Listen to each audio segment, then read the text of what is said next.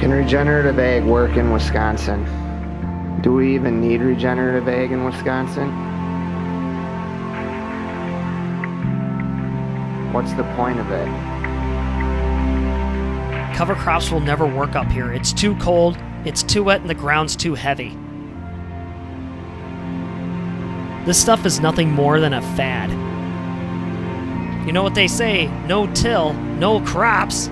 It doesn't work up here. You're not going to make any kind of money. There's no other way to farm up here. There's only one way.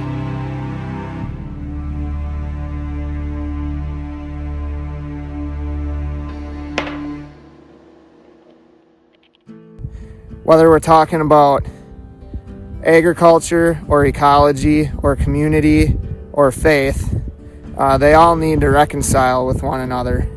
There can't be any trade-offs like we've been taught in the past. If we continue to operate like it's a give or take system, it's not going to work for very long. By some estimates, the current ag system has less than 60 years left of productive topsoil. Part of the last 20 years, I've started to get a feel for how landscapes perform when they're put to environmental stress tests of weather and changing land uses. And I really feel that the conservation-focused farming systems and the farmers that manage them are much more resilient to these challenges. There is a lot of time, energy, and money getting put into regenerative agriculture these days around the country, which is very important. We need to have more knowledge of what we need to be doing on these farms to help create better soils, have less runoff into our rivers, and to inform the general public that this stuff is out here. I am optimistic that going forward, the soil and its ability to properly function will be the main focus amongst agriculture.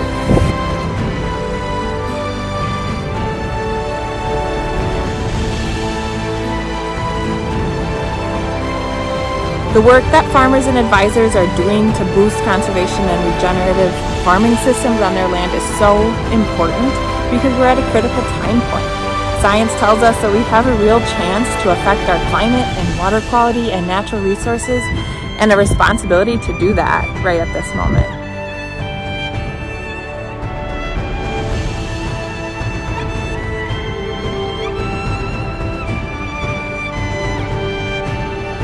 I feel that regenerative agriculture is the future of farming. We're seeing the benefits in our operation by having healthier crops and bigger yields. And continue to get more and more buy-in from ag professionals, other agencies, state agencies, local agencies, academia, and just the general public.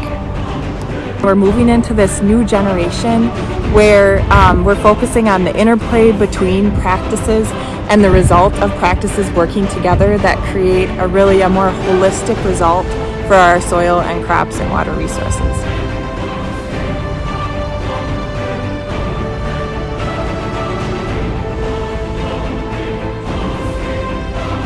The success and prosperity of every generation before us has relied on the soil. And the work we do today will ensure that future generations can rely on that same soil resource.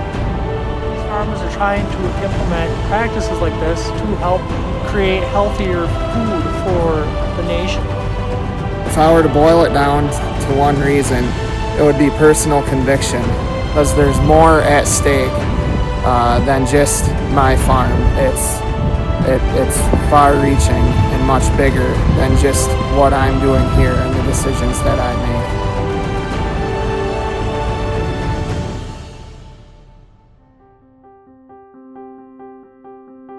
And what do we have to lose? I've heard a lot of farmers talk about weak points in their systems and the worry that those weak spots will get worse with weather and land use challenges. And to that I say, let's try something else. Let's push the envelope.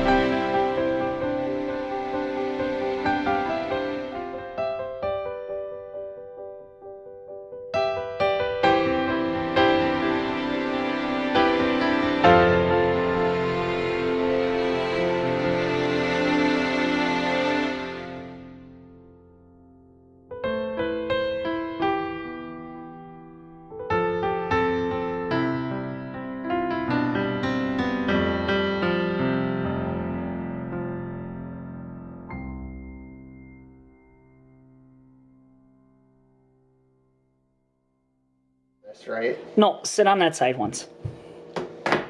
How about this? Oh no.